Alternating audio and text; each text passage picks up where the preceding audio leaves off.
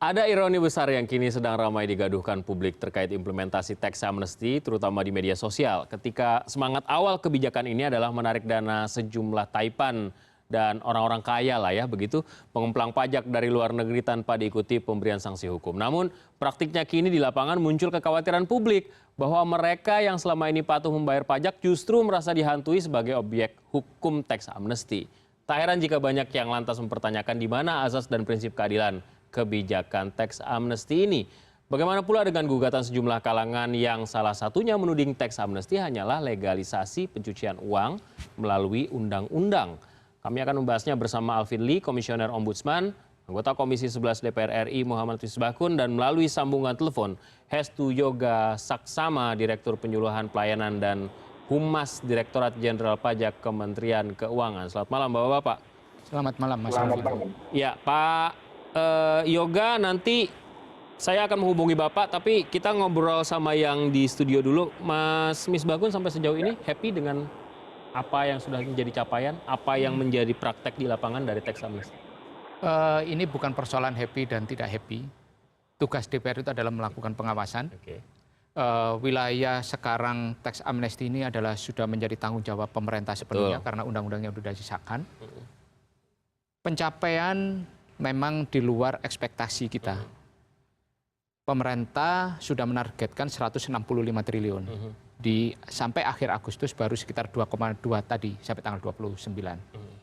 Artinya ada target besar yang memang harus dicapai. Kita kemarin hari Kamis rapat dengan Menteri Keuangan. Memang sejak tanggal 1 Juli disetujui undang-undang ini dan disahkan oleh Presiden, ditandatangani oleh Presiden 1 Juli, sosialisasi memang gencar dilaksanakan. Presiden melakukan sosialisasi di beberapa kota besar dan saya ikut di sana. Kemudian Menteri Keuangan melakukan, Kanwil melakukan, dan kemudian Kantor Pelayanan Pajak melakukan. Asosiasi juga melakukan, Kadin melakukan, Apindo melakukan. Artinya apa? Begitu tax amnesty ini keluar, orang kemudian nanya, ini barang apa ini? Kemudian rasa ingin tahu itu kan dilakukan kemudian melalui sosialisasi. Berikutnya orang sudah tahu, tax amnesty bentuk barangnya apa, bidangnya apa saja, tarifnya berapa, objeknya apa, subjeknya siapa. Kemudian jangka waktunya kapan, periode 1 berapa, periode 2 berapa, periode akhir berapa. Ini semuanya orang mudah. Nah, sekarang kan tinggal melaksanaannya adalah ada help desk di masing-masing kantor pelayanan pajak. Ini tinggal mereka melakukan pemahaman yang sama, sehingga ada pertanyaan yang sama oleh wajib pajak, kantor pajak A menjawab A, sama dengan kantor pajak B, kantor pajak C, dan sebagainya seluruh Indonesia. Ini kan tinggal. Kemudian kalau kita kemudian isunya mengenai ketidakadilan, kemudian isunya kemudian masalah tidak jelas penghasilan. Karena apa? Tax amnesty ini adalah melaksanakan undang-undang pajak penghasilan, undang-undang PPN, dan undang KUP.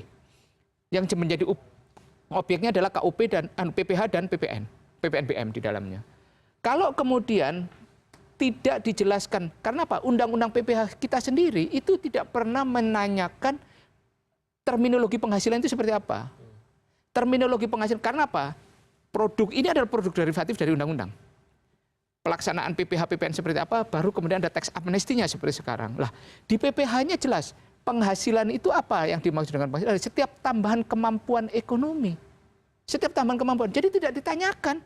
Jadi jangan menanyakannya di undang-undang tax amnesty. Tanyakan di undang-undang PPH. PPH ini sudah berjalan puluhan tahun. Terminologi pajak penghasilan seperti itu. Kalau mau judicial review di situ, judicial review di sananya. Ujungnya, hulunya dulu. Ini kan undang-undang derivatif, turunannya. Lah, kemudian tadi kalau kemudian saya dengan segala hormat saya kepada Bapak Presiden ke-6 Indonesia, Pak SBY menyampaikan mengenai ketidakadilan, kemudian wajib pajak yang patuh dan sebagainya. Bagaimanapun juga permasalahan tax amnesty adalah sebuah pilihan yang sulit yang diambil oleh pemerintah. Zamannya Pak SBY juga sudah ada sunset policy. Dalam kategori yang lebih ringan, soft.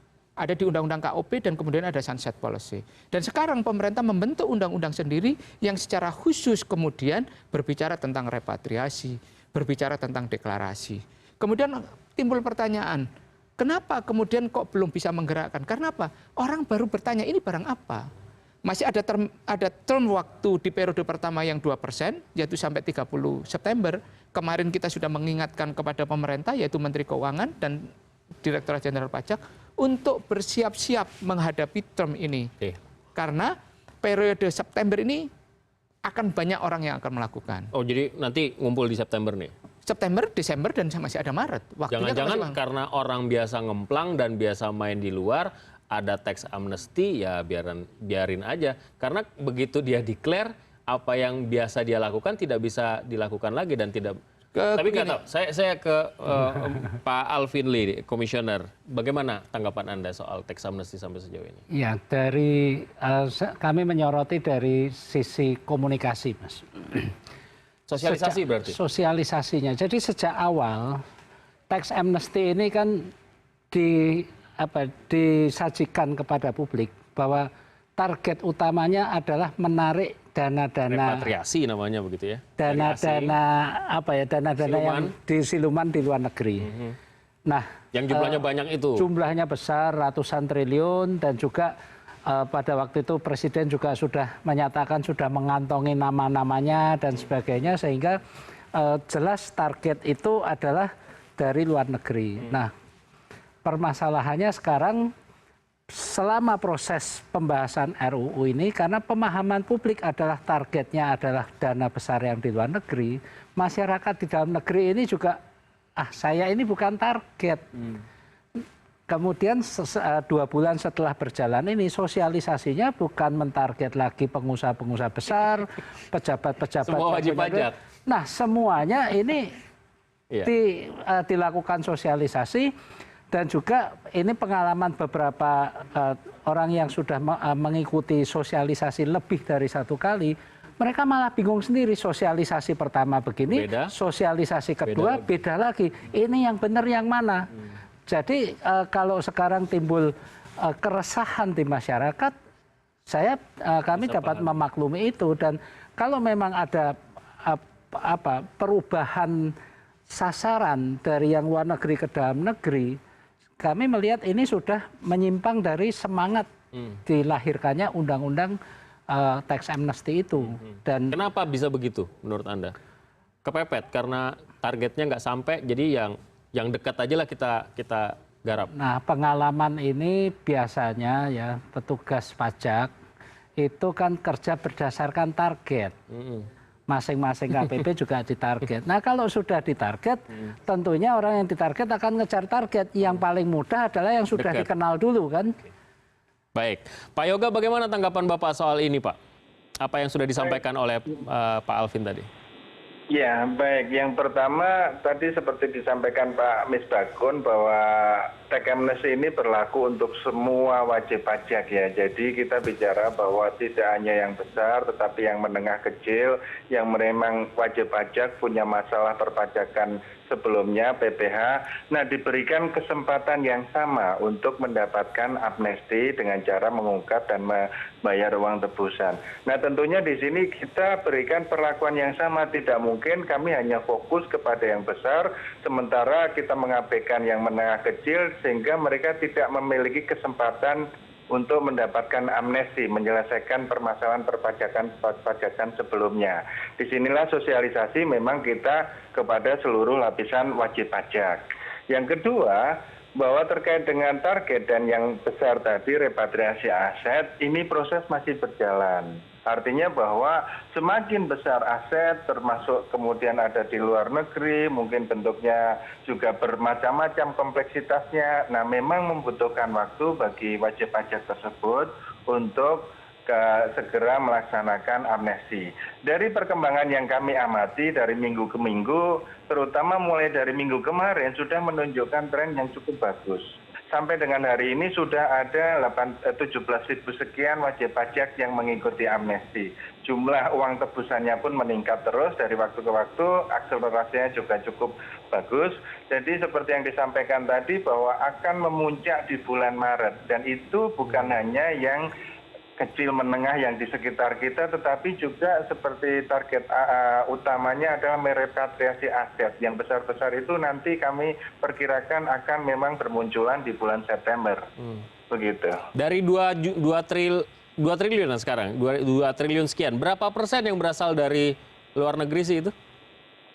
Dari data yang aset yang diungkap sebesar 117 sampai sore tadi 117 triliun, memang yang repatriasi aset masih di bawah 10 triliun, persisnya 9, tetapi ini sudah ada akselerasi dari beberapa hari yang lalu, yang repatriasi aset ini mulai muncul, mulai banyak.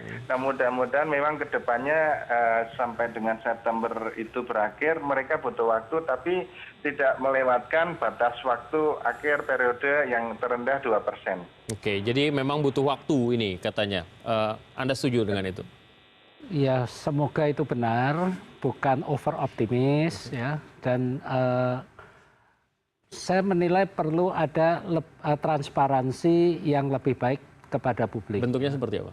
Bentuknya adalah pajak-pajak yang akan dikenakan ya. Khususnya untuk wajib pajak dalam negeri. Yang selama ini mungkin mereka membeli mobil atau membeli rumah, itu kan menggunakan uang yang mereka sudah bayar pajak, terutama pembeli rumah, itu juga sudah kena PPh final. Kalau dilaporkan lagi, dikenakan pajak lagi. Ini belum tentu mereka ini juga punya uangnya untuk sekaligus bayar uang tebusan itu. Nah ini kan perlu dicarikan solusi juga. Sebab kalau dibelikan ruko itu menjadi satu aset yang produktif. Tapi kalau itu rumah tinggal dan belinya juga sudah lama, ini kan juga belum tentu seseorang itu punya aset, punya likuiditas untuk membayar itu. Begini, tax amnesty itu hak wajib pajak. Tadi yang disampaikan oleh Pak Alvin sangat benar bahwa ada misalnya orang sudah punya rumah, kemudian punya deposito atau menerima warisan yang ramai di media sosial. Bagaimana? Saya kan udah bayar pajak. Nah, kan pilihannya banyak. Orang kan tidak mesti tax amnesty. Membetulkan SPT kan dia bisa. Jadi pemahaman bahwa tax amnesty itu wajib diikuti kan, nah itu kan juga tidak benar. Gitu loh. Silakan Anda bisa menggunakan pembetulan SPT kalau Anda belum melakukan pembetulan SPT. Cuma syaratnya kalau Anda sudah membetulkan SPT, Anda tidak bisa ikut tax amnesty. Kalau membetulkan SPT, misalnya contoh tadi, saya punya mobil yang sudah saya bayar pajaknya dan sebagainya, ini uangnya sudah ada, punya deposito yang sudah dibayar PPh finalnya, punya rumah yang ini sudah dibayar pajaknya. Silakan dimasukkan di dalam SPT PPh tahunannya untuk dilakukan pembetulan.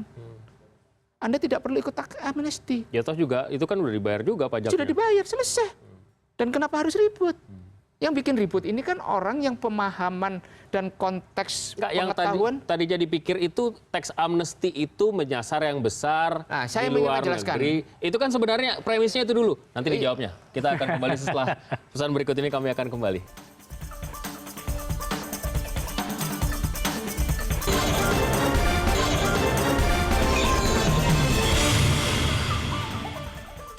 Menteri Koordinator Perekonomian Darmin Nasution membantah pengampunan pajak atau tax amnesty akan berdampak pada masyarakat menengah bawah. Masyarakat diminta tidak perlu khawatir akan menjadi korban salah sasaran pelaksanaan aturan itu. Pemerintah saat ini justru menyasar masyarakat kelas atas yang menyimpan uangnya di luar negeri. Tetapi yakinlah bahwa pemerintah akan mendahulukan untuk melaksanakan tax amnesty itu bagi mereka-mereka yang kaya, apalagi yang mempunyai uang di luar negeri. Ya, jadi saya hanya bisa bilang begitu. Sisanya ya kalau ada yang mau membawa, kan sudah ada juga waktu itu yang sudah mengajukan ke Mahkamah Konstitusi, itu kan hak orang.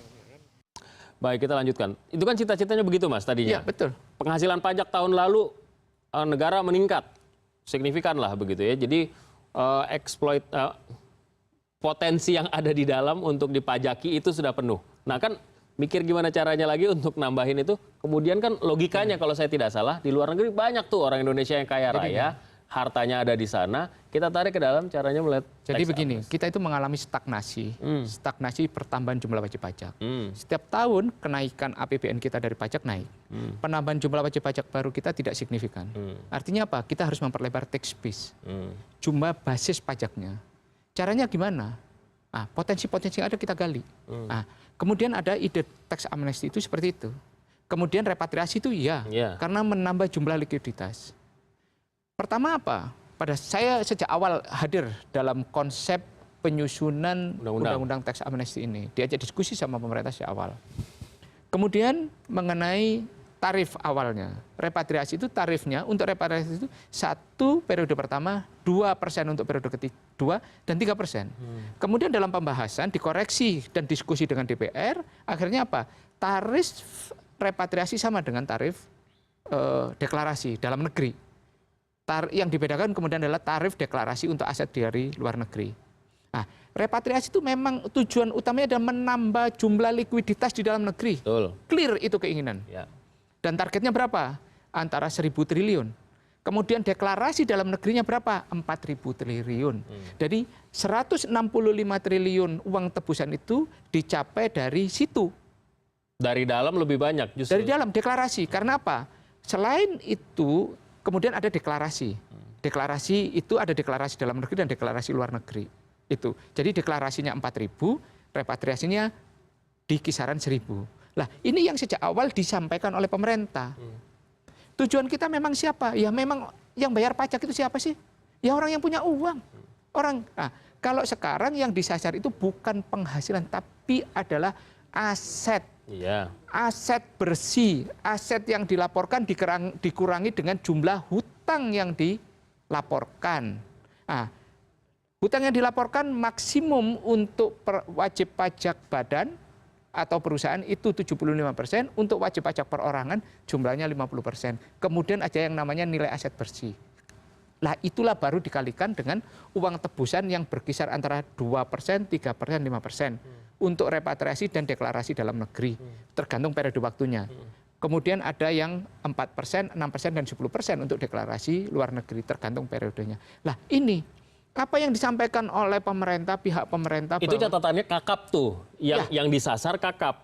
Pengemplang yang banyak duitnya tapi nggak bayar pajak. Saya begini, terminologi pengemplang ini kan juga harus hati-hati. Iyalah. Tidak semua orang yang menyimpan Artinya orang yang belum bayar pajak kan begitu tidak, kan?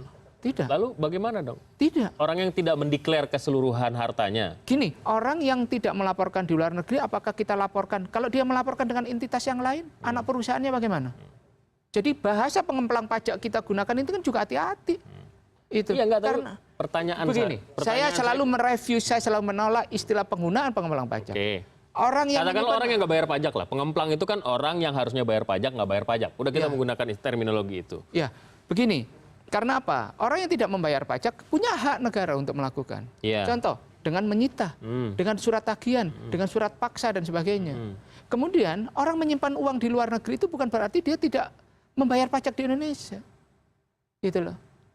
Nah, kita ini kan ingin supaya orang yang menyimpan uangnya di luar negeri karena apa? Melakukan aktivitas di Indonesia, kemudian dia mengembalikan itu. Contoh sederhananya, saya punya perusahaan di Singapura, perusahaan saya di Indonesia. Saya jual ke perusahaan saya di Singapura. Di bulan ini dapat untung, tapi ini kan hubungan istimewa, transfer pricing dan sebagainya. Ya. Apakah dia mengemplang di Singapura?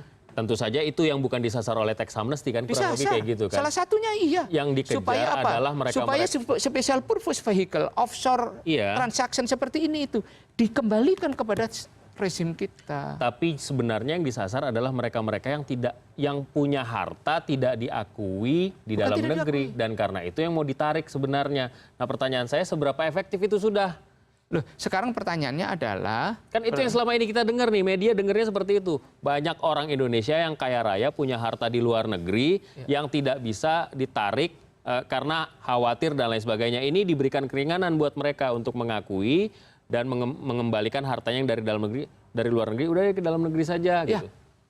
Sistem di Indonesia masuk ke dalam sistem perpajakan Indonesia. Itu kan tax amnesty kan baseline-nya kan seperti basisnya itu. Seperti itu. Tapi kalau dengan menggunakan istilahnya dia mengemplang pajak dan sebagainya, terus kemudian duit yang tidak jelas dan sebagainya, ya bahasa seperti ini kan harus kita uji. Orang dia ngemplang pajak, buktinya yang dikemplang siapa? Kalau dia kemudian dari cuci uangnya siapa? Ada PPATK, ada sebagainya. Itu kita akan masuk ke situ kemudian. Pak Yoga, Bapak pasti sudah mendengar bahwa banyak sejumlah pihak lah, saya tidak mau mengatakan banyak, ada beberapa pihak yang kemudian berniat untuk melakukan judicial review terhadap undang-undang ini. Sampai sejauh mana reaksi atau proaksi yang dilakukan oleh lembaga Bapak untuk mengantisipasi jika seandainya ini terjadi? Baik, nah pertama kami sampaikan bahwa keresahan di masyarakat itu yang tentunya berdasarkan informasi-informasi yang diterima masyarakat yang tidak tepat. Dihembuskan bahwa tax amnesty ini menyasar masyarakat golongan penghasilan rendah semacam itu. Nah ini yang kami berikan kenegasan di sini bahwa untuk masyarakat yang penghasilannya di bawah PTKB, seperti kita bicara petani, pedagang kecil, nelayan, buruh perusahaan, nah di situ mereka itu bukan sasaran dari tax amnesty karena mereka bukanlah wajib pajak. Jadi mereka tidak perlu melakukan tax amnesty, menghitung nilai hartanya misalnya rumah atau apa berapa, membayar tebusan, sama sekali nggak ada. Yang kedua terkait dengan tadi sudah disampaikan Pak Misbakun. Yang resah sih sebenarnya kelas menengah, Pak. Yang resah sebenarnya kelas menengah yang baca sosial media, sebagian besar itu karyawan yang sudah tiap tahun. Iya betul. Nah di situ seperti yang disampaikan Pak Misbakun bahwa tax amnesty ini bukan wajib dipaksa, masih ada opsi lagi untuk melakukan pembetulan SPT. Sepanjang harta-harta tersebut berasal dari penghasilan yang sudah dibayar di setor pajaknya, tapi mereka nggak masukkan ke SPT selama ini, mereka tidak juga harus melakukan amnesti pajak. Mereka bisa lakukan pembetulan SPT saja, memasukkan aset itu, dan selesai. Hanya untuk kepada wajib pajak yang memang selama ini tidak melaporkan membayar pajak atas penghasilannya dengan benar, nah disitulah yang dibutuhkan amnesti itu. Nah ini informasi-informasi ini yang memang mungkin masih rancu di lapangan, kemudian ini juga koreksi buat kami bahwa tadi disampaikan di antara petugas pajak pun tidak seragam. Nah inilah yang nanti akan kami tangani, salah satunya hari ini Dirjen kami sudah mengeluarkan peraturan Dirjen Pajak nomor 11. Nah di situ akan menegaskan secara tegas kepada masyarakat wajib pajak, ini loh pemahaman mengenai amnesti pajak. Ini nggak perlu ikut amnesti pajak. Di situ juga memberikan penegasan kepada aparat kami di bawah bahwa kalau mengikuti amnesti, nilai-nilai harta yang disampaikan oleh wajib pajak ini tidak boleh lagi diuji, dikoreksi, dipertanyakan segala macam. Nah mudah-mudahan dengan itu, nanti dengan Perdijen itu yang akan kita komunikasikan secara eksternal kepada masyarakat, wajib pajak, juga secara internal pegawai kami seluruhnya di lapangan, bisa meredam isu-isu keresahan sehingga tidak terjadi lagi kesalahpahaman akibat informasi yang tidak benar. Baik. Begitu, Pak. Mas, yang pertama tadi Pak Misbakun menyampaikan bahwa kita ini stagnan, jumlah wajib pajaknya tidak naik. Kenapa tidak lebih intensif menjaring wajib pajak baru? Itu satu. Yang kedua, dalam sosialisasi itu juga sering ditekankan bahwa yang tidak ikut tax amnesty ini nanti kalau ketahuan dendanya sekian, sekian, sekian. Nah ini yang menjadi masyarakat itu takut. Apakah yang saya punya ini legal atau tidak? Apakah ini harus bayar ikut tax amnesty atau tidak? Nah inilah kegalauan ini kemudian berkembang. Dan yang berikutnya adalah dalam pelaksanaan tax amnesty ini, itu tadi komunikasinya ini masih belum beres. Jadi sejak dulu yang didengung-dengungkan adalah yang besar-besar, sekarang loh kok sosialisasinya kepada pegawai-pegawai juga gitu. Nah masyarakat ini kan jadi bingung. Nah inilah kalau kemudian masyarakat. Walaupun sebenarnya tujuannya barangkali baik saja. Kalau misalnya Anda mau mendeklar sesuatu, silakan. Karena tax amnesty sekali lagi kan memang hak begitu kan? Iya, tapi dalam sosialisasinya juga ditekankan kalau nggak ikut nanti dendanya sekian-sekian. Orang yang nggak tahu apa-apa jadi takut gitu. Dan yang tidak boleh dilupakan adalah masih ada keraguan-raguan. Apakah benar ya di undang-undangnya ditulis tidak akan diperiksa lagi. Nanti tahun depan diperiksa lagi mau apa? Dan kalau biasanya wajib pajak kalau sudah berhadapan dengan petugas pajak nggak mungkin menang. Ya sudah apapun kan, perlindungannya bagian. Jadi makanya ini sebagian orang membuat petugas pajak jadi kawan ya. Nah, makanya kan ini masih menjadi PR pemerintah memulihkan kepercayaan publik kepada petugas pajak. Ya, oke. Gimana Mas? Apa yang disampaikan oleh Pak Alvin tadi juga benar. Ada benarnya apa yang beliau sampaikan bahwa pada saat sosialisasi perlu ditekankan kembali bahwa tax amnesty ini bukan kewajiban, ini adalah hak. Kemudian mengenai wajib pajak yang besar-besar tadi, itu mereka rata-rata menggunakan konsultan.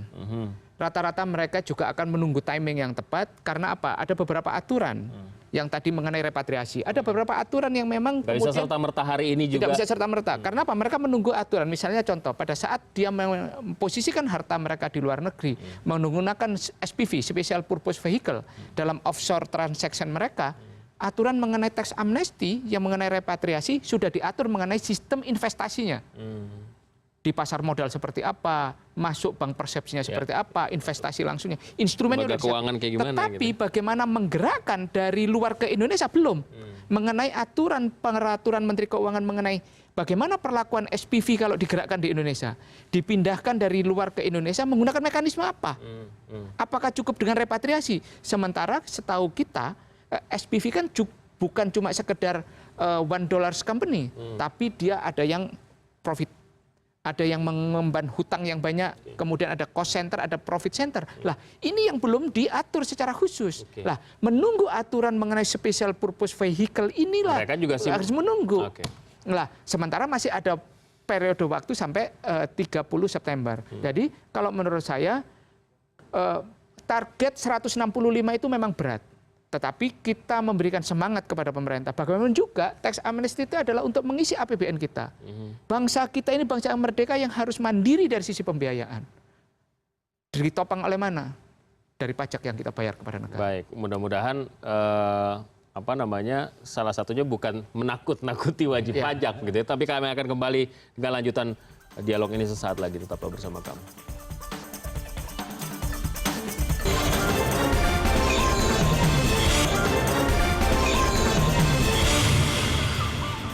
Mari kita lanjutkan perbincangan ini dan sudah sampai ke sesi terakhir.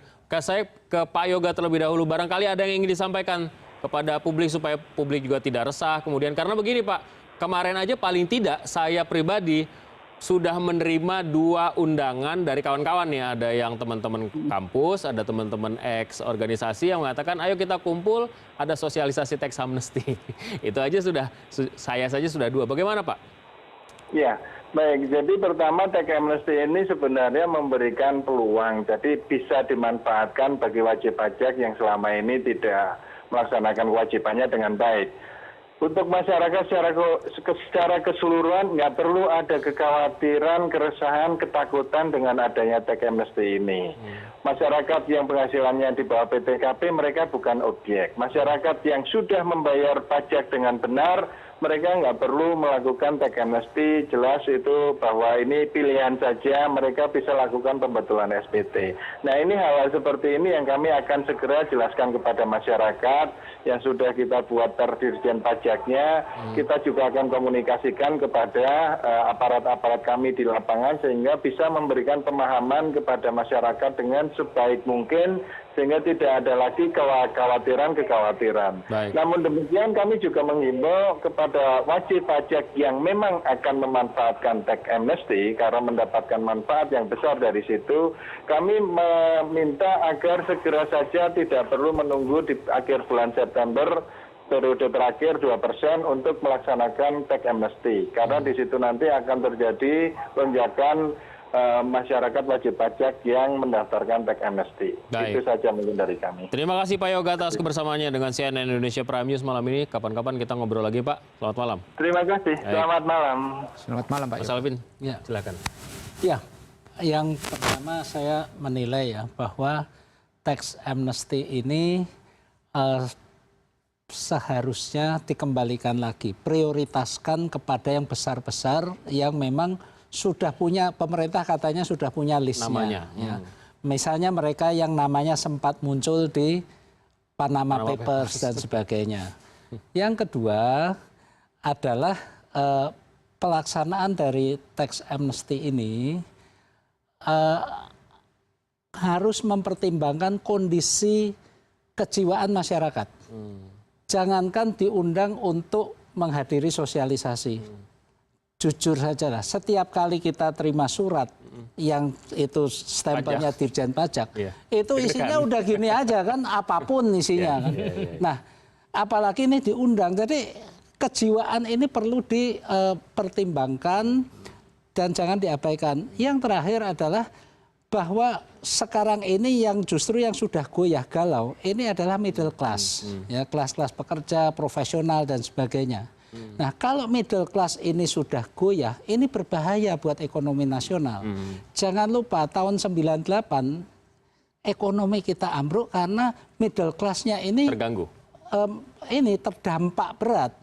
Nah, kalau ini nanti middle class ini juga goyah, saya khawatir itu akan Anda mau katakan begini, ingat 98 gitu maksudnya. Saya tidak mengatakan itu, tapi kalau middle class ini sudah goyah, akan berdampak terhadap perputaran ekonomi. Dan kalau ekonomi juga sudah goyah, nanti pasti masuk ke DPR lagi. Politik kan? Ya, oke. Silakan Mas. Apa yang disampaikan oleh Mas Alvito, Pak Alvin dan sebagainya, dan kemudian berkembang di masyarakat ini menjadi concern bagi kita di DPR. Kemarin kita rapat dengan Menteri Keuangan, Bu Sri Mulyani, sudah kita sampaikan beberapa kekhawatiran kita mengenai pelaksanaan timetable di tax amnesty ini, juga kita sampaikan. Besok hari Rabu kita rapat lagi, kita akan menyampaikan hal yang sama mengenai bagaimana menjaga tax amnesty ini kemudian tidak menimbulkan kekhawatiran-kekhawatiran yang tidak perlu. Ketakutan-ketakutan yang tidak perlu dan paranoida di masyarakat kelas menengah yang disampaikan itu. Jadi memang intensitas kemudian komunikasinya itu metodenya harus dirubah. Seperti apa ya nanti itu pemerintah harus punya jalan keluarnya. Karena apa? Sekarang dengan era media sosial yang begitu kuat, WhatsApp group seperti apa, Twitter seperti apa, Facebook seperti apa, kan sarana-sarana ini kan bisa dijelaskan dengan baik mengenai pemerintah harus masuk ke sana untuk memberikan pencerahan. Betul. Termasuk ya program-program tadi yang saya disampaikan oleh Pak Estu Yoga bahwa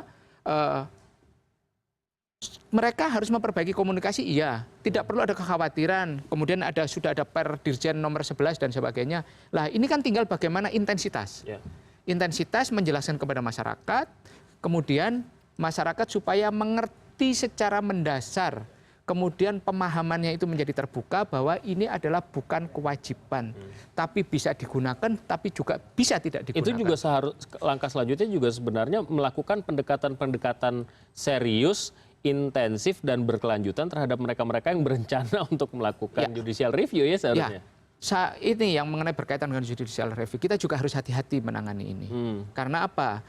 Di dalam sistem judicial review kita sebagai negara yang demokrasi, kita harus menghormati hak-hak untuk melakukan demokrasi bagian dari itu.